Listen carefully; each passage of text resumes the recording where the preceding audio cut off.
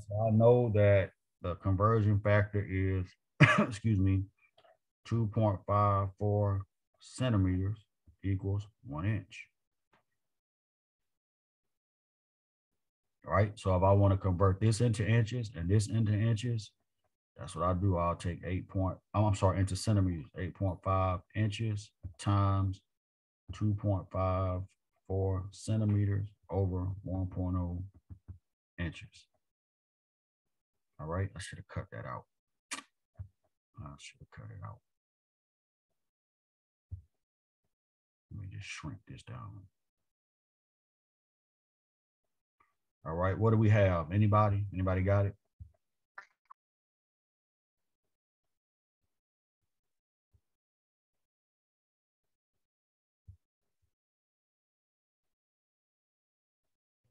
Yeah, 21.59. 21.59. Okay, let's do that.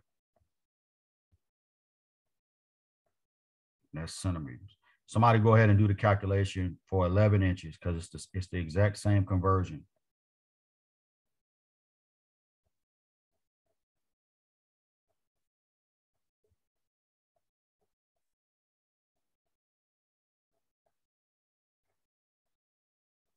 $27.94. 27.94. All right, centimeters. What's the area in centimeters squared? We can do that now, right? Because it's just length times width. So it'll be these two numbers times each other. It's going to be 400 and something, or maybe 500 and something.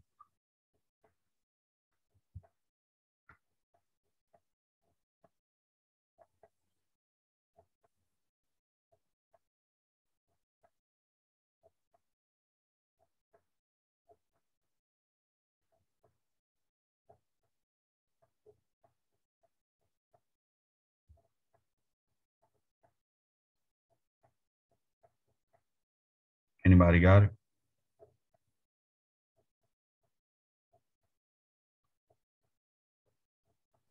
$603.225.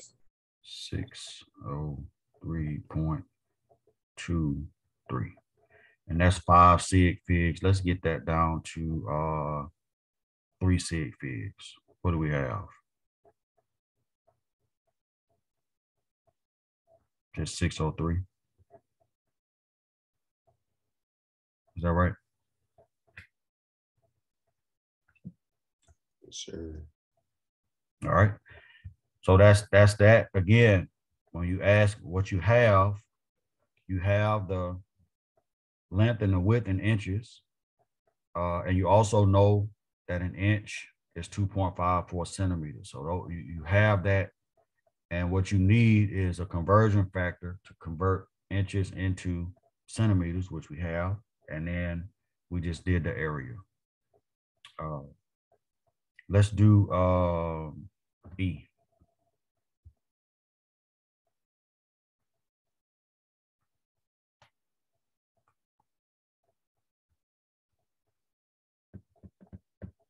All right, let's do E.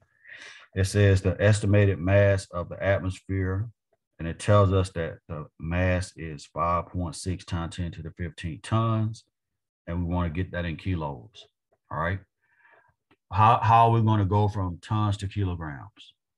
Do you think that's going to be a direct conversion, or do we need to convert to pounds first? Convert to pounds first. Let's take it from tons to pounds, and then from pounds to kilograms, because we know we have a direct conversion from pounds to kilograms. All right, so let's do that. So let's say 5.6 times 10 to the 15th tons times one. I'm sorry. The conversion here is 2,000 pounds over 1 ton. Tons are going to cancel. Somebody help me with that answer, with the exponents and everything.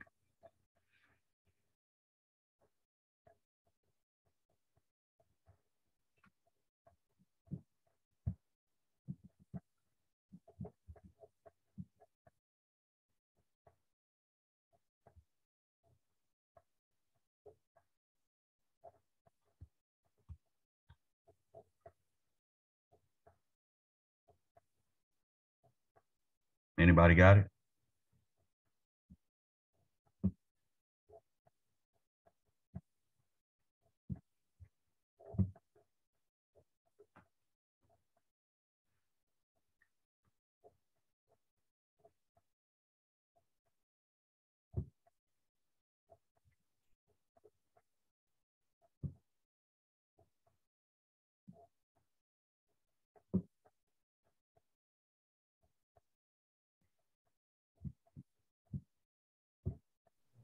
My calculator says 1.12 times 10 to the 10th. Or, excuse me, 10 to the 21st. 21st power. That's 10 to the 3rd. That's 10 to the 15th. Yeah. You said 10 to the 21st? Yes. All right, we'll take that. And that's in pounds.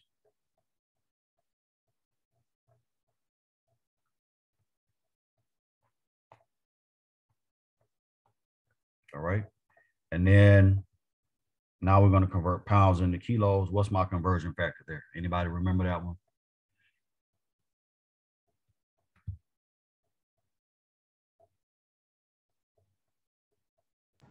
One pound is 2.2 kilograms. Yep. So what do we want in the top? It's actually the other way around. Is 1 kilogram is 2.2 pounds. But you got the numbers right, but the units, you got the units mixed up. So one kilo is 2.2 pounds. So what do we want in the bottom of this conversion factor? Pounds. Pounds. So 2.2 pounds. And then we have 1 kilo at the top. What's that going to give me? Keep those exponents there. That's really important to be able to enter that into your calculator with the correct exponents and all that. So it'll be 1.12 times 10 to the 21st pounds divided by 2.2. And pounds are going to cancel here.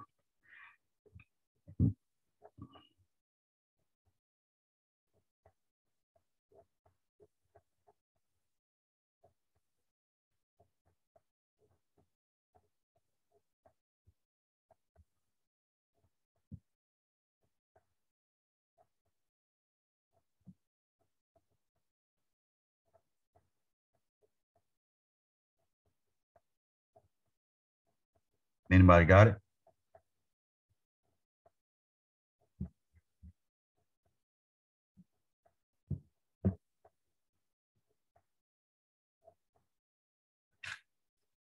I got 5.1 times 10 to the 20th power. That's it. 5.1 times 10 to the 20th kilograms. That's a lot. That's a whole lot. All right. So that's good. This is good. All right. So let's go to yeah, we'll skip F. Let's go to yeah, let's go to 15. So these right here, we skip. So when you turn this in, we'll skip that one, and this one.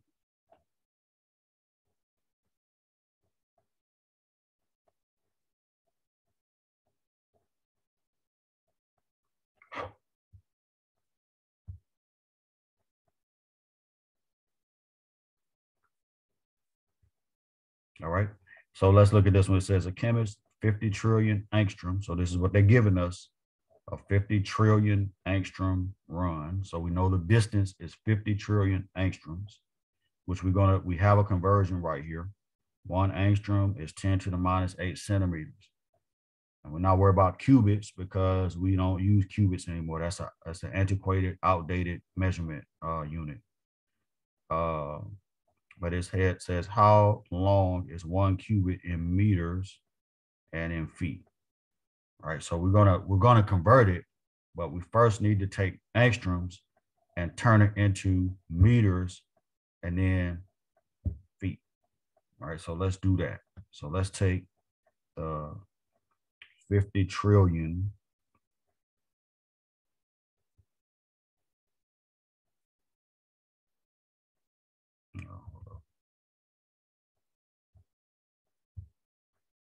5 times 10 to the 13th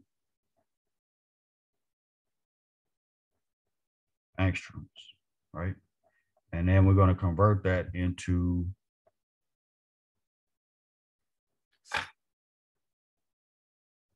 centimeters. And from there, we're going to convert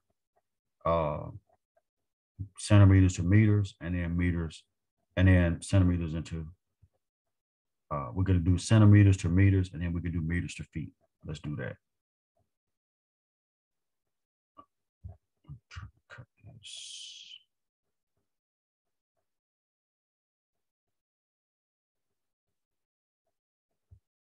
And tighten up.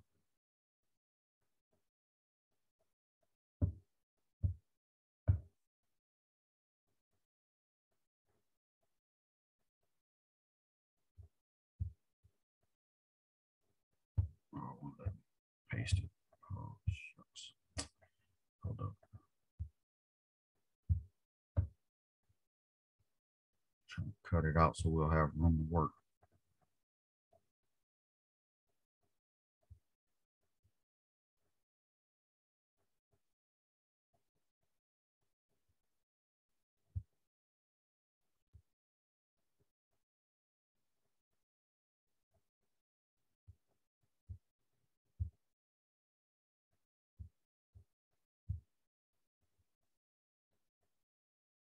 All right.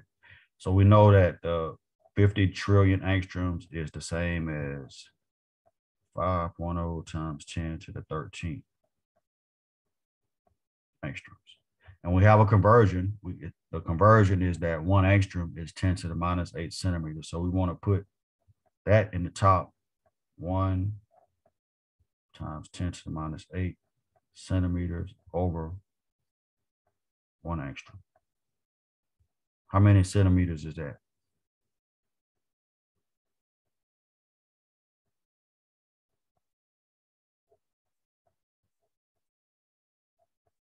Is that right?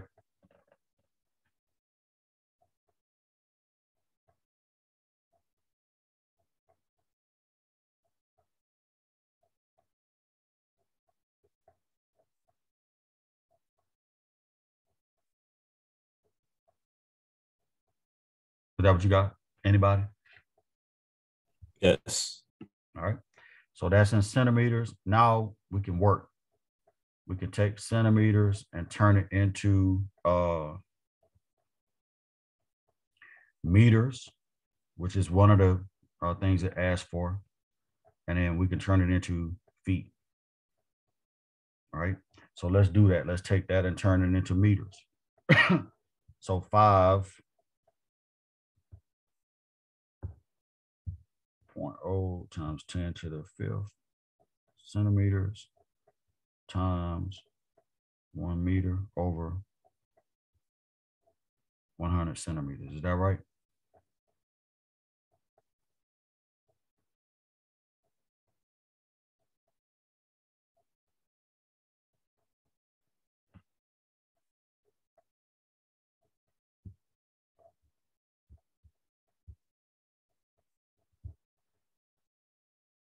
So what do we have there?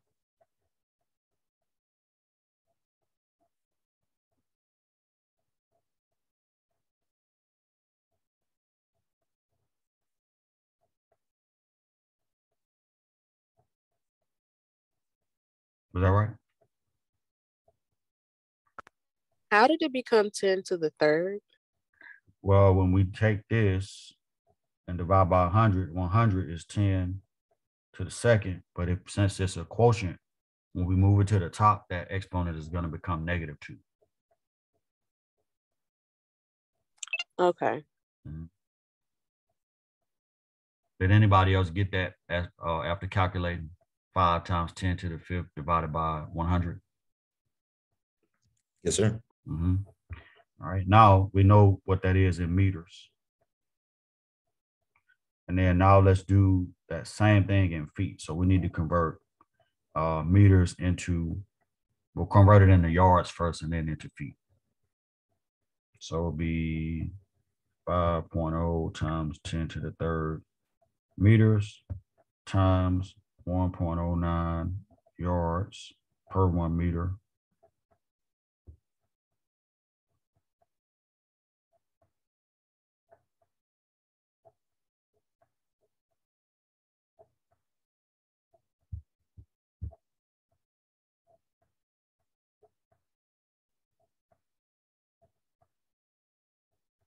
All right, anybody got it?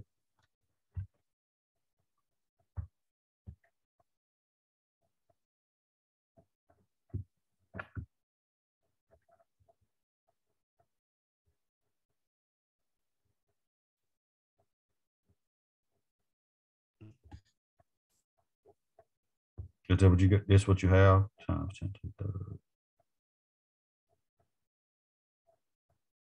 Yes, no, maybe. Sure. And then times, if I take this and convert it to feet, it's going to be that number, 5.45 times 10 to the third yards times 3 feet per 1 yard. All right, so we're going to cancel out yards, and that's going to be 16 point. We're going to have to change this 35 times 10 to the third, or 1.635 times 10 to the fourth feet.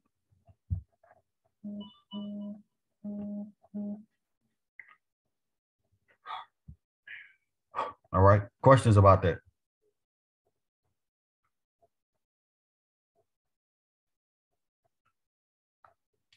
And then if we want to convert meters and feet into cubits, we can use the conversion here. So it would be if 50 trillion angstroms is 5 times 10 to the 5th centimeters, then we can convert centimeters into cubits using the same conversion, right? But using that number. Because that's telling us that 50 trillion angstroms is the same as 10,900 qubits.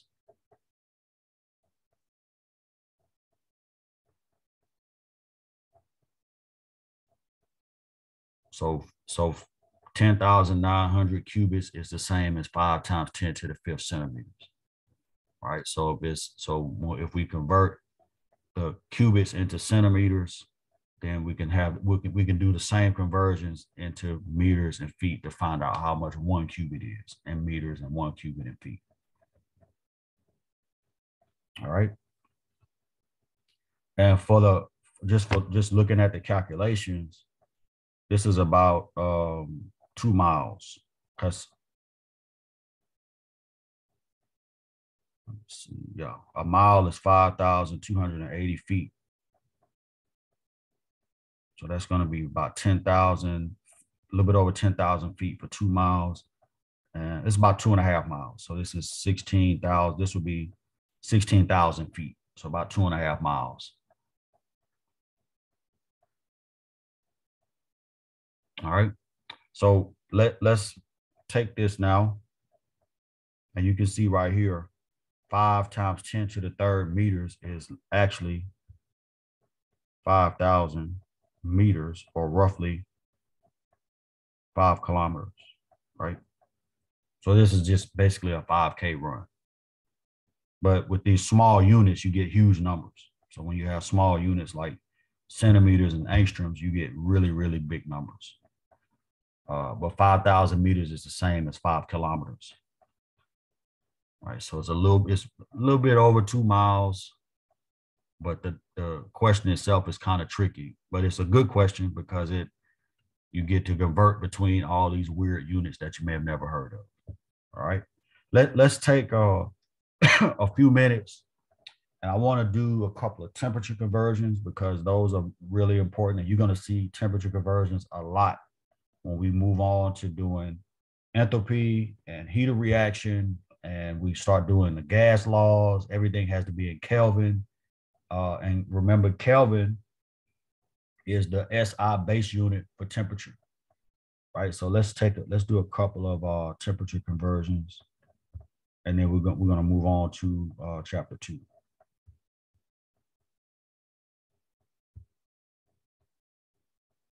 Right, so Kelvin,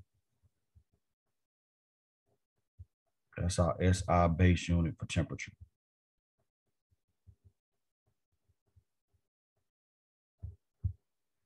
Right, and then so when you're calculating Kelvin, it's just degrees Celsius plus 273. All right, so whatever temperature I have in degrees Celsius, I just add 273 to it. So for room temperature, which is 25 degrees Celsius, that's the same as 298 Kelvin. We're talking about freezing, 0 degrees Celsius, right? That's the same as 273 Kelvin. We're talking about boiling in Celsius, 100 degrees Celsius is the same as 373 Kelvin. All right, so those not anytime you're converting from Celsius to Kelvin is Celsius plus 273. Sometimes you might not have a temperature that's in Celsius. You might have a temperature that's in Fahrenheit. So there's also a conversion to go from Fahrenheit to Celsius. Anybody remember that from your high school chemistry class? Or from Celsius to Fahrenheit.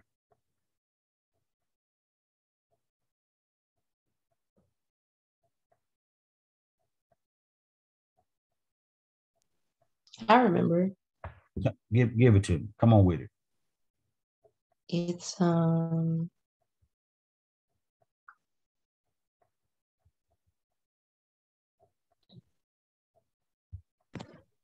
close.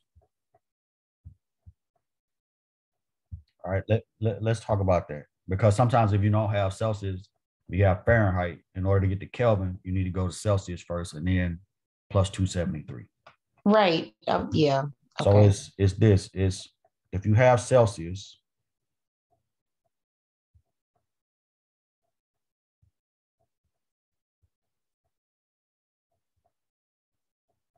right? Keep in mind, this is a rule of thumb.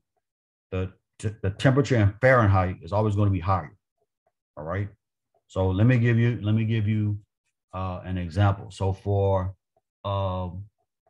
room temperature, 25 degrees Celsius, which is what we consider room temperature, is somewhere like around 75 degrees Fahrenheit. Right? For boiling, 100 degrees Celsius would be something like 212 degrees Fahrenheit. But there's a calculation we can do in order to determine this. So the way I always remember this is I think about Celsius, and it's 9/5 Celsius plus 32 equals Fahrenheit. So this is how I remember this part, 9/5C. If I say 9/5 Celsius plus 32 is Fahrenheit. And then you can rearrange this if you're trying to go from Fahrenheit back to Celsius. So how would you do that? It would be what? If this is Celsius to Fahrenheit, I could also go from Fahrenheit to Celsius. It's gonna take a little math to do it. All right. So it'll be what? F minus 32. Is that right?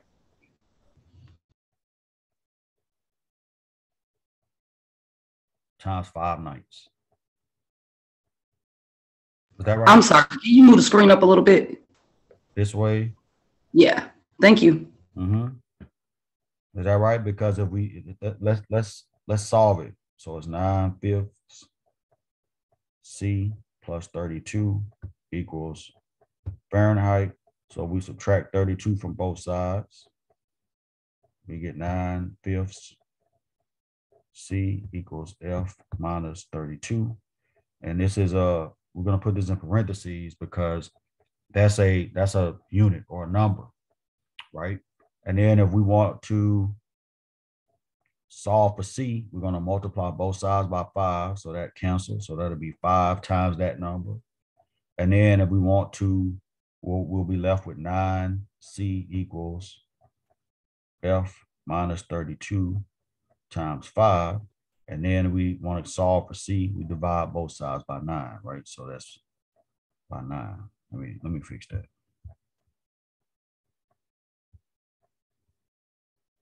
All right, so it's 5 ninths.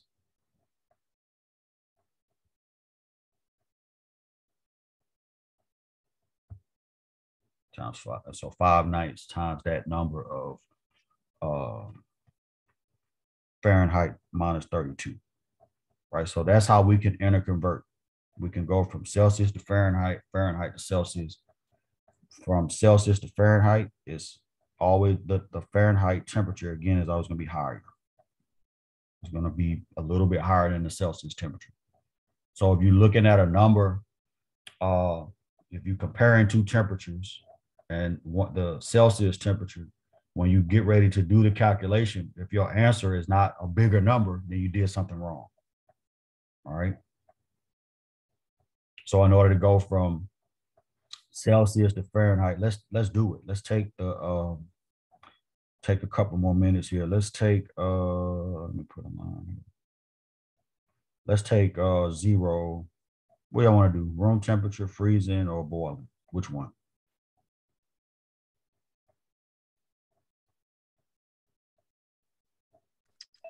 Room temperature?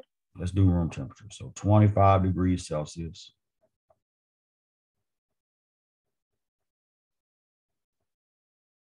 And we got to keep our units.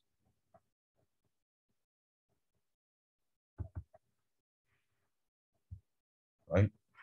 So let's just do this calculation first. So it'll be, let me get my little bootleg calculator out. I need to find, I still have my calculator from college. I just got to find it. I think it's in my office or somewhere. But it's a little TI-30. I think I paid $10 for it. Solar power, and it still works. And that was several decades ago. 9 times 25 divided by 5. So that's 45 plus 32. We was in the ballpark by 77 degrees Fahrenheit. And did anybody else get that? So you want to do this calculation over here first before you do the addition part.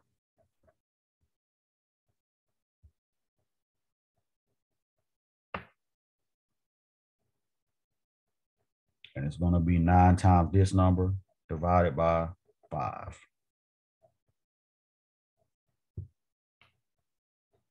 How many of you got 77?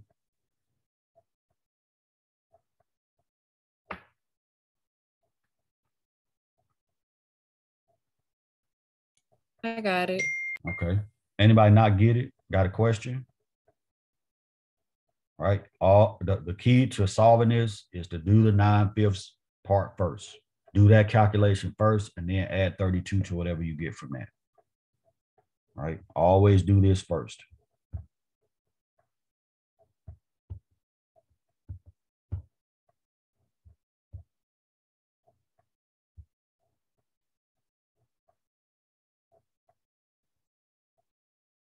And do the addition part second.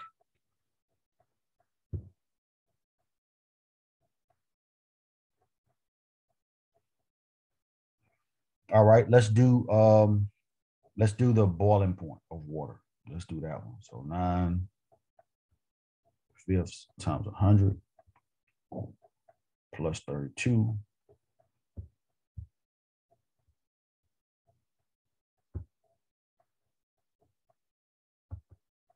equals degrees Fahrenheit. So we're gonna do this part first. So be basically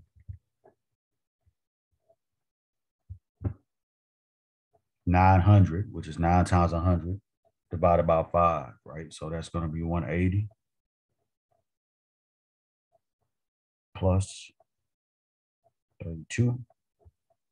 That'll give me 212 degrees Fahrenheit.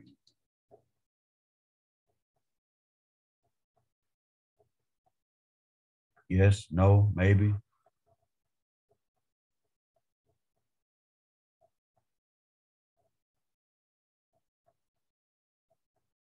I got it. All right, good. All right, so the temperature conversion part, you won't see this on the exam, but you're going to see this a lot. So it's really good to get a grasp of how to carry out this calculation, because you're going to see this particular these conversions a lot, especially when we get into other problems, especially with the gas laws. Sometimes it'll give you the temperature in Celsius. You got to convert it to Kelvin. Sometimes it'll give you the temperature in Fahrenheit, and you got to convert it to Kelvin. So it's really important to be able to do these conversions, because sometimes if you get that temperature in Fahrenheit and you don't remember to convert it to Kelvin, it's going to throw all your other calculations off.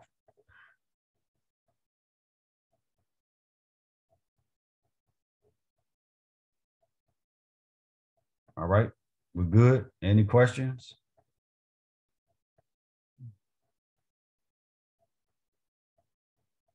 All right, let's go ahead and we're going to stop here with the part with chapter 1. We talked about a lot of stuff. We talked about the states of matter.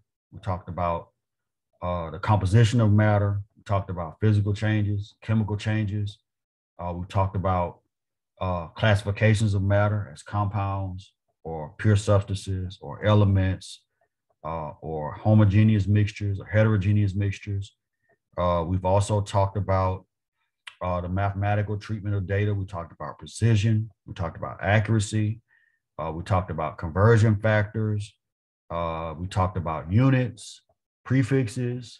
Like, we really have covered a lot of ground. And I think that the key is going to be to continue touching this every single day. And maybe you just just Google a couple of conversions and work on those. Or you go to the back of the chapter and you work through some of those conversions. But you got to do, like, again, a little something every single day, just a little something.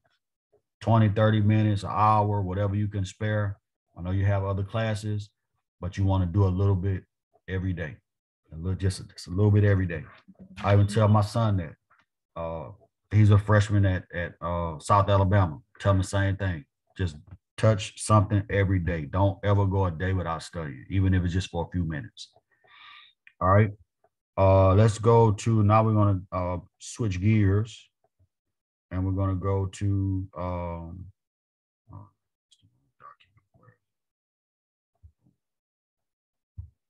we're going to start talking about atoms and elements and composition and all of that. This is going to be kind of, it's not really redundant, and it's actually going to get us into a little bit deeper study, right, of chemistry, because now we're going to start talking on the atomic level, and now we're going to start thinking about other concepts like stoichiometry. We're going to start thinking about how what the structure of the atom is, how to calculate mass percentages based on the law of constant composition, which we're going to spend a lot of time on, and also, thinking about other concepts like naming, like different types of compounds, like ionic compounds versus molecular compounds, all of that. So I'm gonna give you a brief outline of everything we're gonna cover in this section, and then we're gonna just hit it. And every time we come to a topic, we're gonna, we'll have examples on Thursdays. We'll be working through stuff, and we're just gonna keep pushing. And if you ever have a question, ask. Don't ever let something go over your head, especially if you're paying for it. So here this is 26.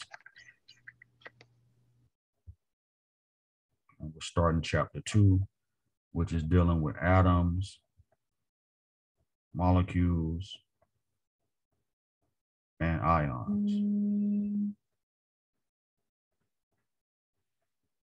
All right. So we're going to talk about atomic theory. And again, when we talk about a theory, what are we talking about there? Is it just some run-of-the-mill, something that's only been studied once, or is it an entire body of information that is being used to explain some observation, some natural phenomenon?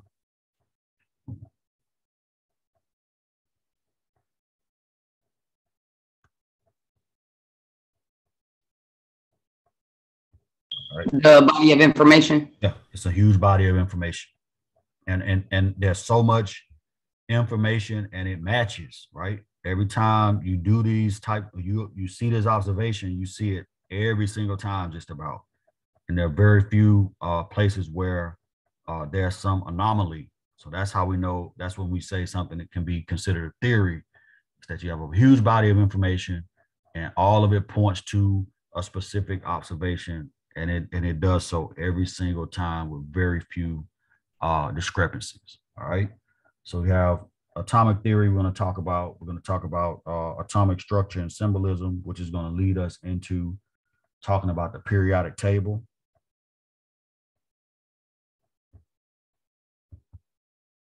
And this is, again, it's just an outline of where we're going. I think it's always good to have an outline. We're going to talk about formulas and nomenclature for naming. Talk about the periodic table and what it tells us. And then we also, with all of this combined, we're going to have a nice skill set moving into that third chapter, because once we learn how to name and build formulas from elements and from compounds, and we understand some of the rules for building those formulas, when we get to the next part, when we start talking about the first types of chemical reactions, it won't be Chinese to us or Greek to us. It'll be a second language. Like, oh yeah, I know what this is. I know how to write a formula. I know how to, once I have the formula now, then we're going to get into balancing equations and things like that. All right, so let me give you a quick example, and then we're going to move right into talking about early atomic theory, right? So here's an example. What if I have something like, let me move this out of the way.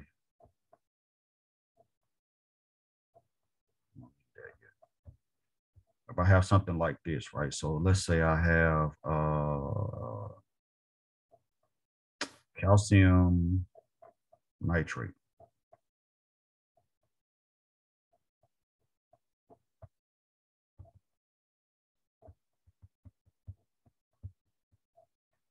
Right? Calcium nitrate. This is considered a compound. Right? Remember, a compound is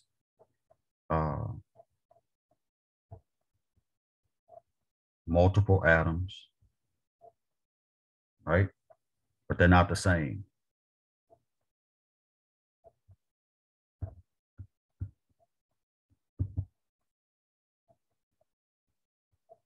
Right? So this is one calcium atom, actually two nitrogen atoms. And then you can see here,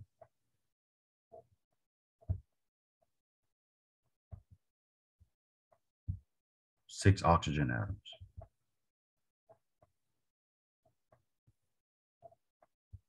Right? And all this is the molecular formula for calcium nitrate. All the symbols come from the periodic table.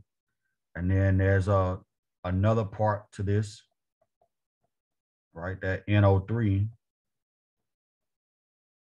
actually has a charge of -1.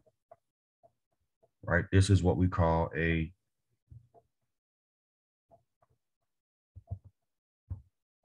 polyatomic ion. Right? It's an ion because it has a charge.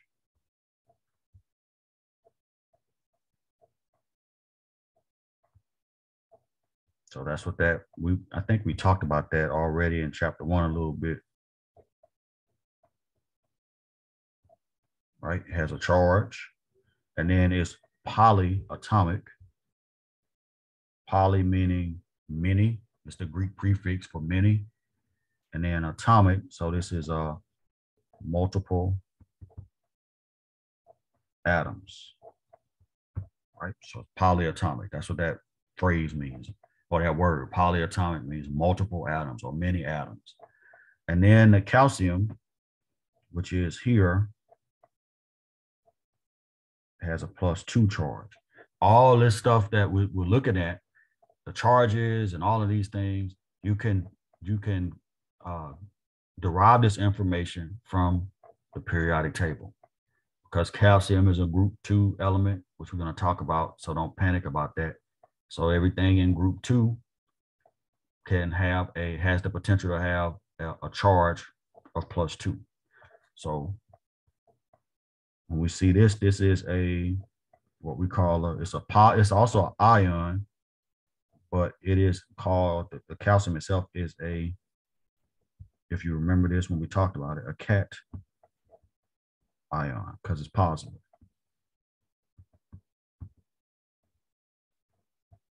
Right? But this compound, again, is made up of atoms. So when we think about atoms are what? Somebody help me with the definition of an atom.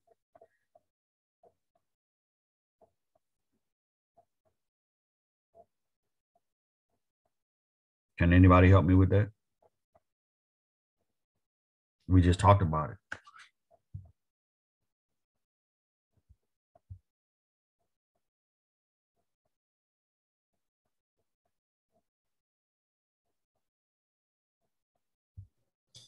You could say it's the basic unit of an element. The most basic unit. That's excellent. Excellent definition.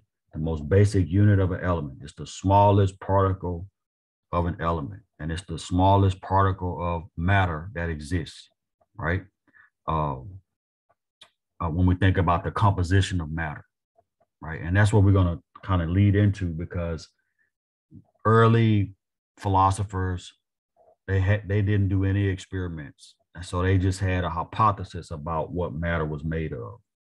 All right, so they started talking about matter being made up of small moving particles that were capable of joining themselves together, right? And that's where even the word atom comes from, the Greek word atomos, which means indivisible. So it's the smallest particle of an element.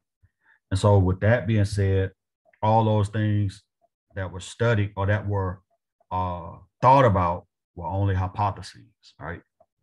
So the initial information about atoms was all hypothetical, because they had no way to study it.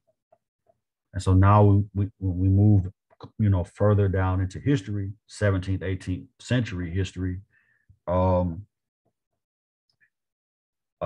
British scientist by the name of John Dalton took that hypothesis, or took those hypotheses, and studied them and did the experiments to actually prove that matter is made up of these small particles that are capable of joining together, right? So based on Dalton's work, we have what's called the atomic theory.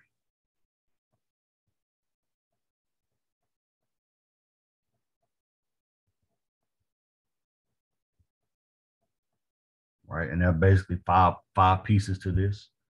The first thing that that theory postulates is this: that matter is composed of atoms. You might have already guessed that.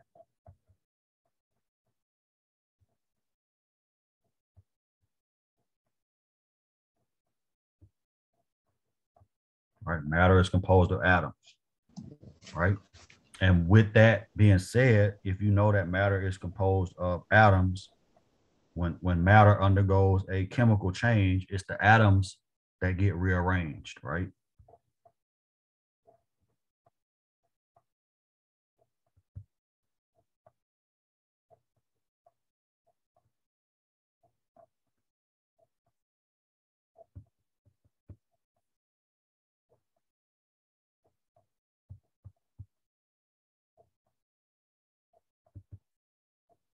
So anytime matter undergoes a chemical change, the atoms that make that matter up get rearranged. Right, that's the whole, if you recall, when we talked about chemical changes, we talked about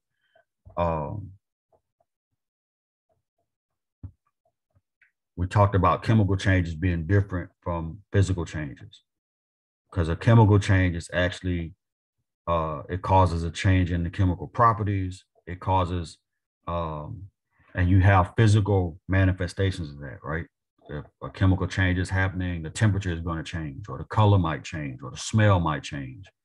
But so anytime matter undergoes, go ahead, Zion. Is it Zion or Zion? How do you pronounce it? You said it right. It's Zion. Okay, go right ahead. What does it say after rearranged? Oh no, like rearranged when matter Undergoes. and what? Undergoes. Yeah, let me fix it.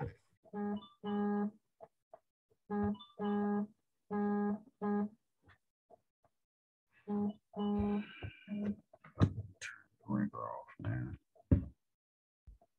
So when matter undergoes a chemical change, the atoms get rearranged. And what ends up happening in that case is you don't destroy the matter, you just get a different type of matter after that chemical change. All right. The second tenet of Dalton's theory, atomic theory, is that if you have an element, any element is exclusively composed of one type of atom. Mm-hmm.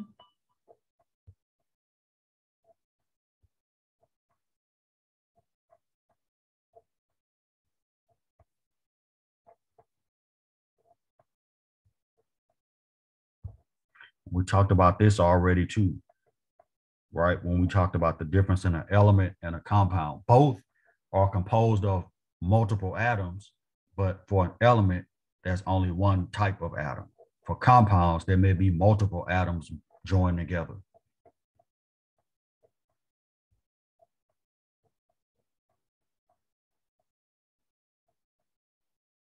Right, so one type of atom. So elements are composed of only one type of atom, and those atoms have identical chemical properties.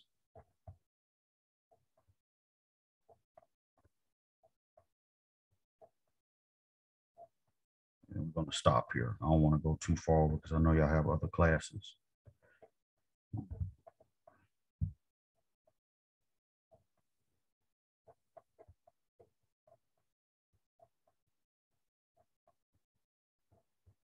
All right, so we'll stop here. I'll post these notes to Blackboard. And then on again, tomorrow, we will still have our recitation. But since we have the exam on Friday, since we haven't really done much with chapter 2, I'll answer any questions you have about the exam or any of the material that's going to be on the exam. All right. We'll just use tomorrow as a review session for the exam. And then on Friday, we're going to pick right back up with this chapter 2 stuff. All right. Any questions? Anybody have any questions before we log out?